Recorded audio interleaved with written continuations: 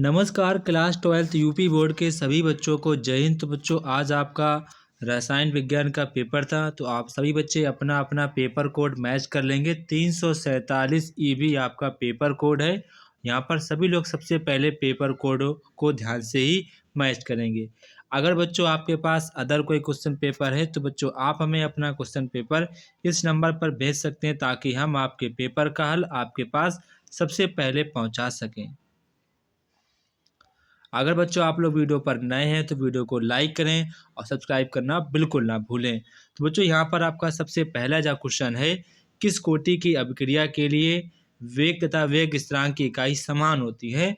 तो वहाँ पर आपका जो आंसर हो जाएगा, शून्य कोटि की जो अभिक्रिया होती है उसका वेग और वेग स्थिरांक आपका समान होता है।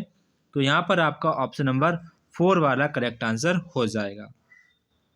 इसके बाद आपका क्वेश्चन नंबर खा है, राउल्ट का नियम मैथमेटिक्स का रूप यहाँ पर आपको बताना कि उसका मैथमेटिक्स फॉर्म क्या होता है। तो ये होता है P not minus P upon में पी नॉट बराबर एन अपॉन में एन प्लस कैपिटल एन। तो यहाँ पर आपका ऑप्शन नंबर फर्स्ट वाला करेक्ट आंसर हो जाएगा। इसके बाद आपका क्वेश्चन नंबर नेक्स्ट है, यहाँ पर आपसे कहने की जो आपका सी यू मतलब कि क्यूपरस के अयुग्मित आयनों की संख्या कितनी है। तो यहाँ पर आपकी जो संख्या है वो आपकी 1 है। कितनी है? 1। अयुग्मित इलेक्ट्रॉनों की संख्या यहाँ पर आपकी 1 है। इसके बाद क्लोरोफ्लोरो सूर्य के प्रकाश की उपस्थिति में ऑक्सीकृत होके बनाता है। तो ये जो आपका यहाँ पर कह रहे हैं क्या ऑक्सीकृत होके बनाता है, तो ये आपका बनाता है COCl2। क्या बनाता है? COCl2। यहाँ पर आपका ऑप्शन नंबर सेकेंड वाला करेक्ट आंसर हो जाएगा। इसके बाद आपका क्वेश्चन नंबर नेक्स्ट है, ग्लूकोज निम्नलिखित में से किससे अभिक्रिया नहीं करता है। तो यहाँ पर आपका ऑप्शन नंबर सेकेंड NaHSO3। ठीक है, तो यहाँ पर आपका ऑप्शन नंबर सेकेंड वाला करेक्ट आंसर हो जाएगा।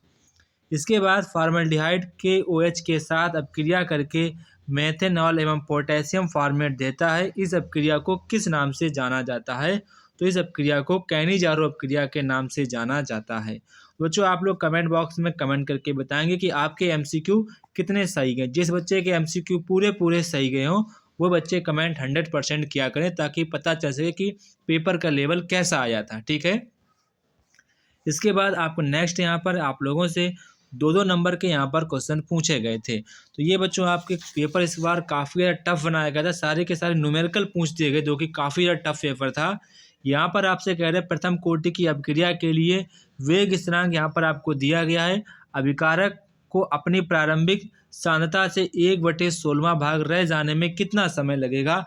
तो ये आपका जो समय लगेगा 0.00248 सेकेंड। ये आपका समय जिसका ये आया होगा तो उसका जवाब बिल्कुल सही होगा।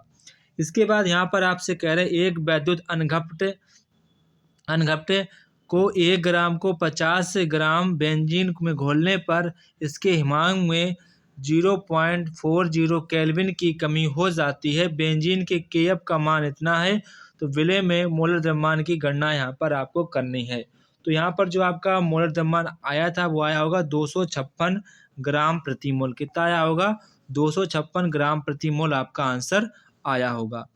इसके बाद आपका नेक्स्ट है कीलेट प्रभाव से क्या है, आपको एग्जाम्पल सहित यहाँ पर बताना था। इसके बाद इस क्वेश्चन में यहाँ पर आपसे कह रहे हैं 0 मोल इनवर्स KCl विलयन से भरे हुए एक चालक सेल का प्रतिरोध 100 ओम है। यदि उसी सेल का प्रतिरोध 0.02 मोल प्रति लीटर KCl विलयन भरने पर 520 ओम हो जाता है, तो 0.0 मोल प्रति लीटर KCl विलयन की चालकता एवं मोलर चालकता ज्ञात कीजिए। 0 मोल प्रति लीटर KCl विलयन आपको चालकता यहाँ पर आपको दी गई है। तो बच्चों यहाँ पर आप देखेंगे जो आपका विलयन की जो आपकी चालकता आएगी वो आपकी आएगी 0.248 सीमेन प्रति मोल, ये आपका आएगा। और यहाँ पर जो आपकी मोलर चालकता आएगी वो यहाँ पर आपकी जो आएगी वो आपकी आएगी 0.0148। ये आपकी यहाँ पे आएगी मोल सीमेन डॉट मोल स्क्वायर प्रति मोल। ये यहाँ पर आपका आंसर आएगा। ठीक है, जिसका आंसर आया होगा उसका बिल्कुल जवाब सही होगा। इसके बाद आपका नेक्स्ट कह रहा है कि संक्रमण धातुओं के अवलक्षण क्या थे, इनकी आपको यहाँ पर संक्रमण धातुओं की क्यों कहलाती हैं, सिर्फ यहाँ पर आपको रीजन ही बताना था। आपका 2 नंबर का ये क्वेश्चन था। इसके बाद नेक्स्ट यहाँ पर आपसे कह रहे हैं कि फिनाल की 2 आपको अभिक्रियाएं लिखनी है जो अम्लीय प्रकृति को दर्शाती हैं। तो यहाँ पर करना क्या था, आपको 2C6H5OH की क्रिया आपको सोडियम के साथ करानी थी। तो आपका आ जाता 2C6H5ONA+H2, ये आपका बन जाता। तो यहाँ पर आपको ये लिखनी थी। एक बार क्रिया आपको NaOH के साथ करा देनी, सेम आपकी यही चीज़ें बन जाती। एल्डोज संघनन की अभिक्रिया को रासायनिक समीकरण यहाँ पर आपको लिखना था।